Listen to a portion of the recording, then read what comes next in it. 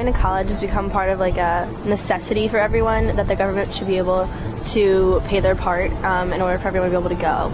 The idea of taxpayers sort of forgiving the debt is a good one in principle, but in practice I'm not really sure how they carry that out.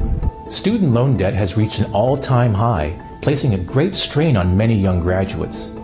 This has led some to propose debt forgiveness as a way to help the needy. Would debt forgiveness achieve this goal?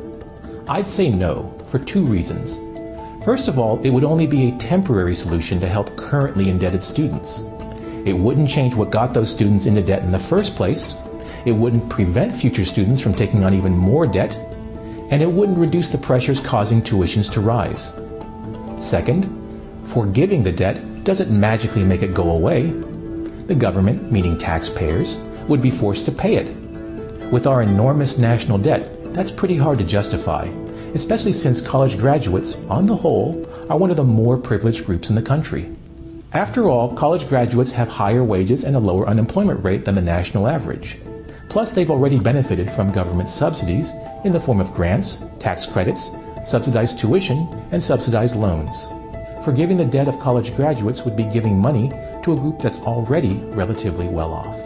Of course, many college graduates are still struggling to find jobs and pay back their loans. But instead of debt forgiveness, there's another reform that would give relief to those carrying large amounts of student debt. Under current law, all student loans, public and private, are non-dischargeable. This means that unlike all other types of loans, borrowers cannot get rid of their student debt through bankruptcy. The government will get it back by taking your tax refund, denying federal benefits, and garnishing your paycheck. This makes lenders less careful about who receives student loans. There are no credit checks, no underwriting, and no collateral, as there would be for virtually any other loan approval process. Students are offered loans even if they use the funds for a degree with little market value.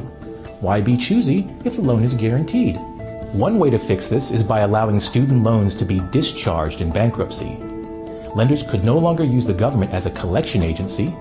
Bad loans would become a problem for the lenders, who would then have better incentives to be careful with their loans. This would lead to fewer loans, or loans with higher interest rates.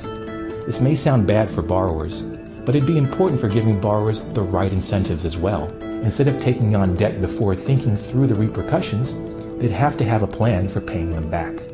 Finally, with fewer loans being given out, colleges would have less fuel for tuition increases and feel greater pressure to control their costs. Student debt forgiveness may be a tempting idea, but it would just shift the burden onto taxpayers while doing nothing to address the fundamental causes of tuition increases and mounting student debt. Making student debt dischargeable in bankruptcy is a good first step toward reform that would better address the concerns of students both now and in the future.